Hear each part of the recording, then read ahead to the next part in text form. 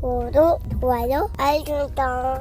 최근 업로드했던 금투세 관련해서 많은 분들이 관심을 가져주셔서 한 번 더 롱폼으로 준비를 해봤습니다. 우선 진성준 의원이 금투세는 해보지도 않고 폐지하냐, 내년 시행이 원칙이다 라면서 이 더불어민주당의 이 진성준 정책위의장은 16일 논란이 일고 있는 금투세 도입에 대해서 예정대로 내년 시행되는 것이 원칙이다 라고 직접 언급을 진행했습니다. 관련해서 금투세는 2021년에 여야 합의로 법안이 통과되었고 4년간 시행을 유예해서 만들어진 법인데, 만들어진 법률을 시행해보지도 않고 폐지하는 것은 법적 안정성을 심각하게 위협하는 것이라고 강조했다고 하는데요. 예정대로 시행된다고 하는데 이것이 원칙이라는 것을 계속해서 강요하는 것을 보면은 저는 아직은 잘 모르겠다 정도로 말씀을 일단 드리겠습니다. 그리고 이 금투세 혼란에 있어서 밸류업 실망의 금투세 혼란까지 국내 증시는 2조 3,700억 원 정도의 순매도가 나왔고 벌써부터 국내 시장보다 미국 시장으로 눈을 돌리고 있는 추세를 보여주고 있는데요. 우선 이 금투세의 목적은 정부는 자본시장과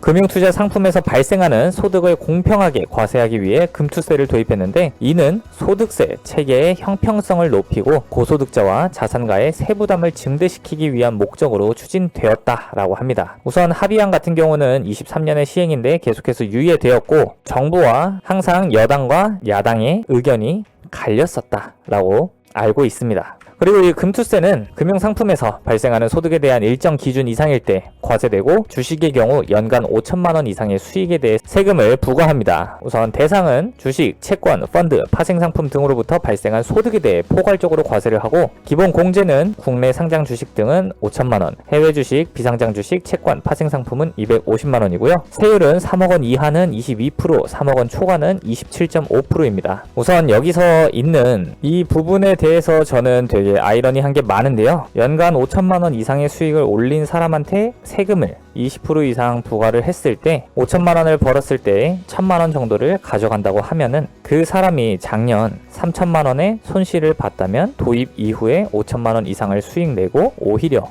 손실로 되돌아가는 것이 아닌가. 그리고 연간 5천만 원 이상 수익을 내는 사람들이 정말 부자들일까? 전업으로 하시는 분들도 많이 생겼고 그 개개인의 투자 환경이 전부 다 다른데 일정 금액 이상의 세금을 높여버리는 이 방안이 과연 공평한 부분이 맞는 것인가 하는 부분들에 대한 생각이 굉장히 많이 있습니다. 그리고 이 금투세 관련해서는 배터리 아저씨와 이 슈카 관련해서 이슈가 굉장히 많죠. 이 유튜버 슈카님이 입 열었다 자체로도 기사화가 될 수 있는데, 그 과정에서는 배터리 아저씨와의 갈등 이런 부분이 굉장히 많았습니다. 소득이 있으면 세금이 있다 라는 부분에서 이미 거래세를 지불하고서 소득을 낸 것인데, 저 대의명분에 반대하는 사람이 왜 없을지는 모르겠다라는 입장입니다. 그 밑에 보시면은 코리아 디스카운트 해결 방안과 함께 추진되어야 할 것인데, 이미 금투세 자체가 코리아 디스카운트 부분과 반대되는 그런 정책이라고 생각을 하는데 어떻게 함께 추진이 될 수 있는 것인지 이 부분도 굉장히 모순이다라는 생각을 하고 있는데요. 슈카와 이 배터리 아저씨의 이슈 때문에 저 부분도 바로 기사화가 될 수 있다라고 말씀드린 것은 정말 화끈하게 육두문자 섞어가지고 저격을 박아버리셨습니다. 여러분들도 한번 읽어보시면은 어디 편이고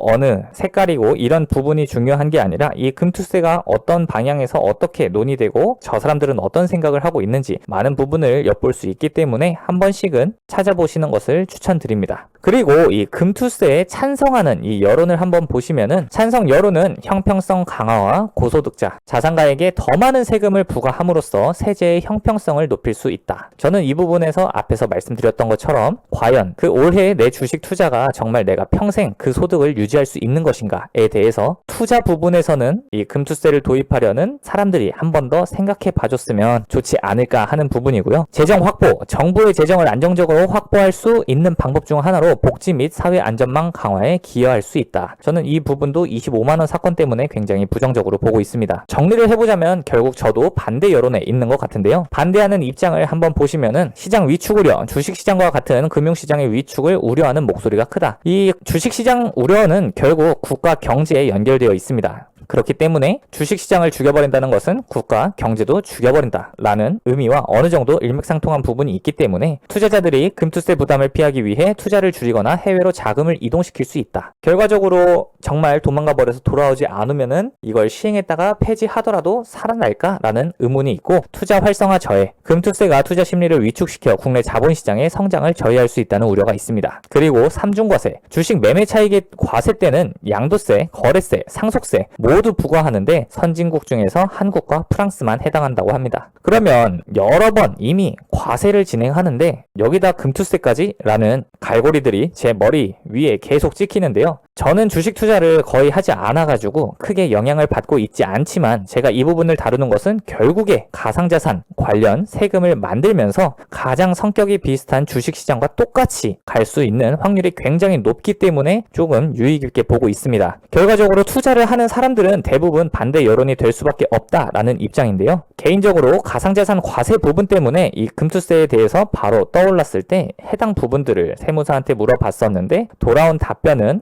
아직 선례가 없어서 정말 모르겠다라는 입장입니다. 선례가 개미 투자자, 일반 투자자들에게 안 좋은 쪽으로 몇 가지 생겨버린다면 정말 안 좋은 방향으로 흘러가면서 투자하기 힘든 환경이 만들어지지 않을까, 쓸데없는 걱정이어도 저는 대부분의 투자를 코인으로 진행하기 때문에 그런 우려를 할 수밖에 없는 것이고, 이미 한 표 한 표를 얻기 위해 공약은 엄청나게 많이 내는데 아직 가상자산은 자산으로 인정하지도 않았고 현물 ETF 또한 매수할 수 없으며 자산으로 인정하지도 않는데 이런 에어드랍이나 이런 부분에서는 과세를 시작했습니다. 코인 투자를 통해서 누구나 수익을 내기 위해, 부자가 되기 위해 투자를 진행할 텐데 이런 부분에 여러분들도 찬성이든 반대든 관심을 많이 가져주셔야 목소리가 뭉쳐서 커지고 그들이 원하는 대로만 흘러가지 않는 그런 상태가 되어야 조금 더 건강한 완화된 금투세, 혹은 누구든 찬성 여론이든 반대 여론이든 어느 정도 납득할 수 있는